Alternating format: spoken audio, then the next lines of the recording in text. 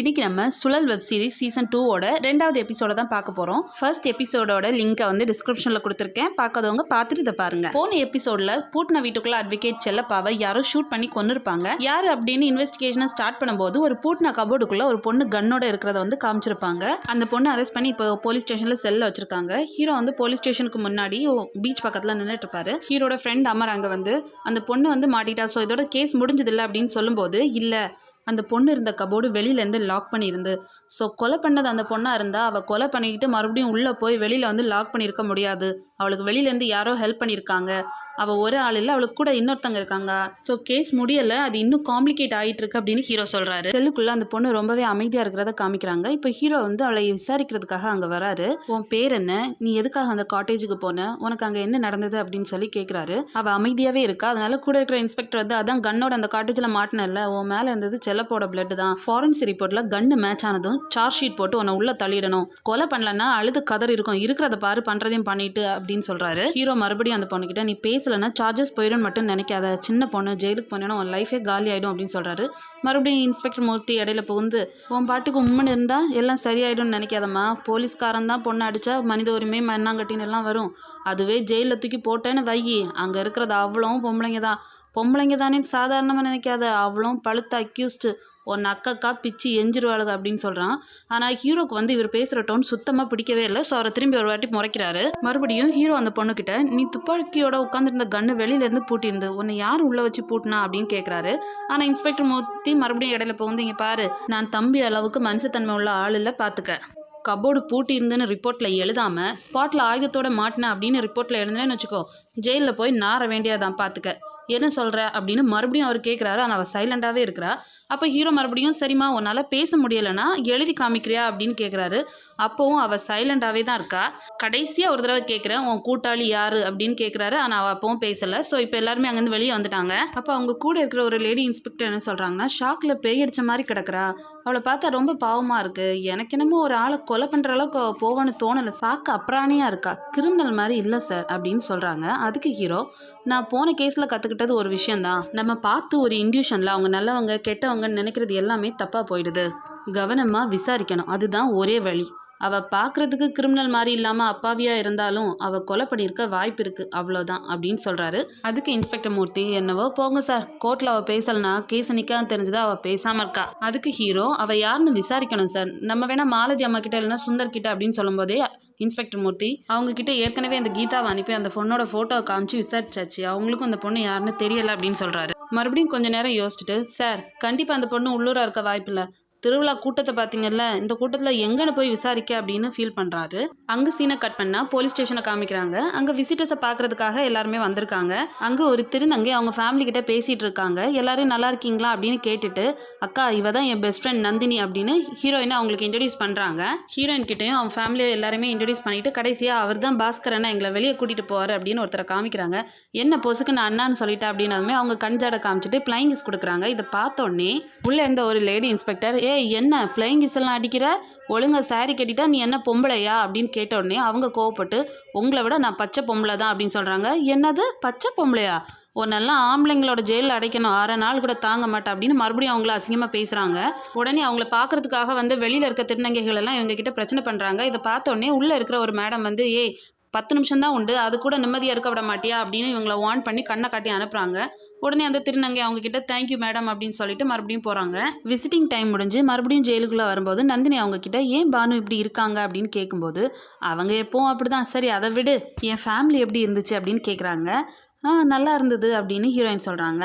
இதெல்லாம் ஒரு ஃபேமிலியான்னு தோணுதில்ல அப்படின்னு மறுபடியும் அவங்க சொன்னதுக்கு, இல்லை பம்லா, உண்மையை சொல்லணும்னா ரொம்பவே பொறாமையாக இருந்துச்சு, தங்கச்சி செத்துட்டா, அப்பா ஜெயிலில், அம்மா ஆசிரமத்தில் அப்படின்னு ஹீரோயின் சொன்னோமே, ஐயா பரிதாப சீன்லாம் போடாத, உனக்கெல்லாம் சொல்லிக்கிறதுக்கு ஃபேமிலின்னு ஒன்று இருக்குல்ல, எங்கள் சீன்லாம் வேற.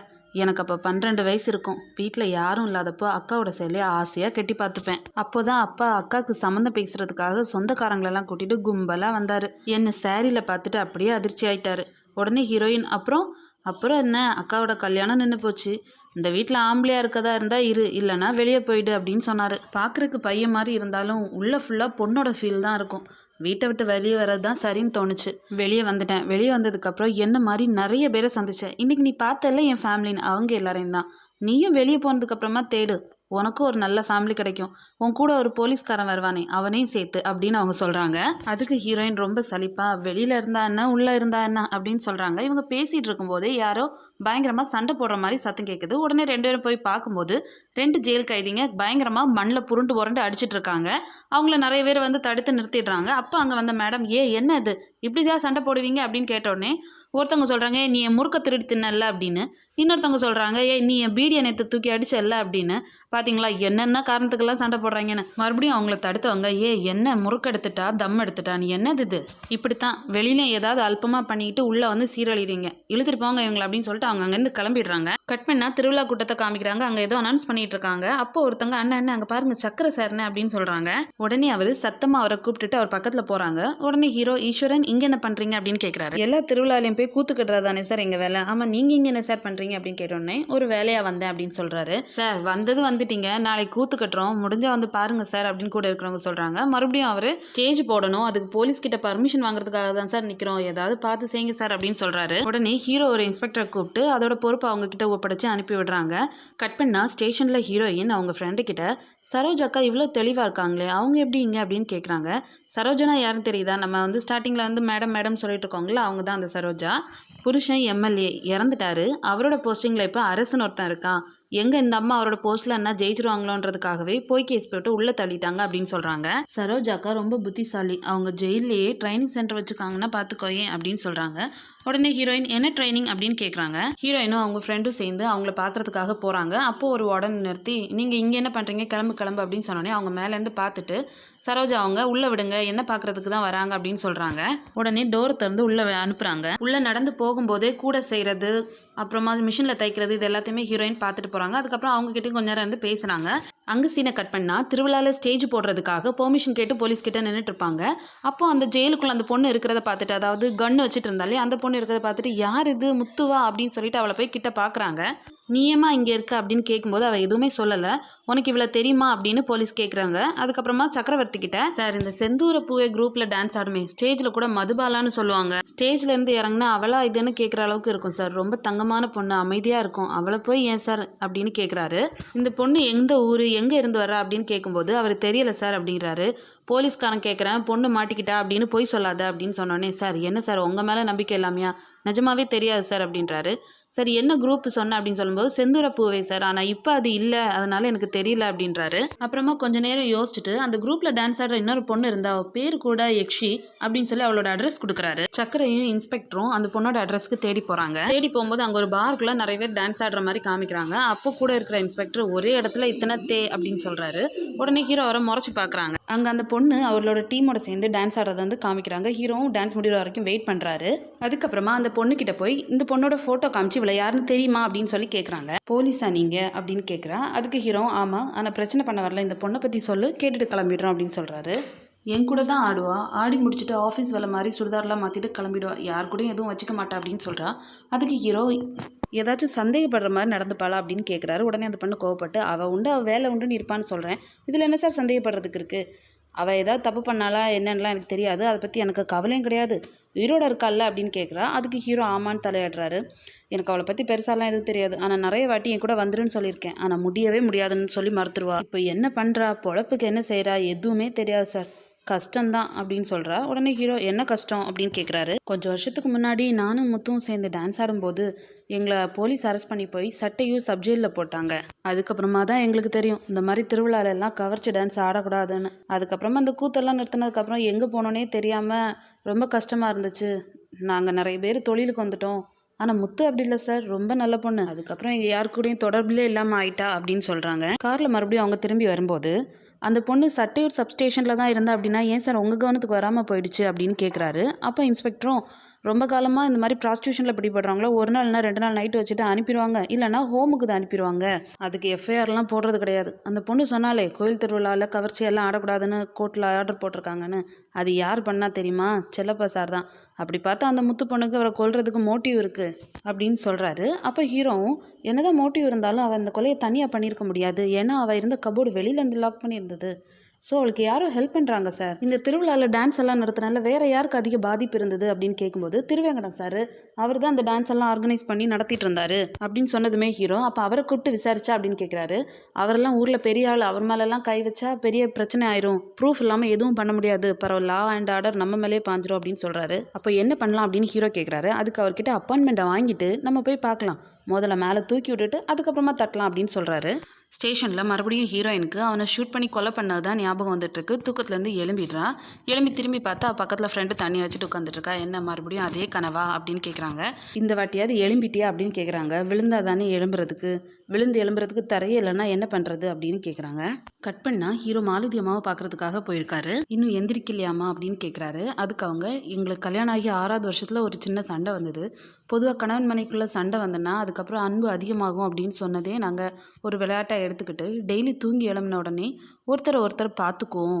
30 வருஷம் ஆச்சு, ஒரு நாள் கூட தவறுனதில்லை அப்படின்னு சொல்கிறாங்க. உடனே ஹீரோ 30 வருஷமாவா, அப்போ அவர் வெளியூர் போகும்போது அப்படின்னு கேட்டதுக்கு, வெளியூர் போனால் நானும் அவர் கூடவே போயிடுவேன், ஒரு வேளை மிஸ் ஆனால் நாங்கள் வீடியோ கால்லையாவது பார்த்துக்குவோம், ஆனால் இனிமேல் அப்படி பார்க்க முடியாதுன்னு சொல்லும்போது என்னால் எழுந்திரிக்கவே முடியலை அப்படின்னு சொல்லி அழுறாங்க. ஹீரோ அவங்க கையில் ஒரு கயிறை கொடுக்குறாங்க. இப்போ ஒரு சின்ன ஃப்ளாஷ்பேக் காமிக்கிறாங்க. அதாவது 20 வருஷத்துக்கு முன்னாடி அப்படின்னு சொல்லி அட்வொகேட்டும் சக்கரையும் ஒரு பீச்சில் உட்காந்துருக்காங்க. அப்போ ஒரு கையில் ஒரு சோழி எடுத்துகிட்டு, இது என்ன தெரியுமாடே, இதுக்கு பேர் சோழி, இது கடலில் வாழ்கிற எல்லா உயிரினங்களுக்கும் மேலேயும் அவங்கள பாதுகாக்கிறதுக்காக உருவாகும், அதுங்க இறந்ததுக்கப்புறமும் அதோட அடையாளமாக இது அதுங்க மேலேயே இருக்கும்.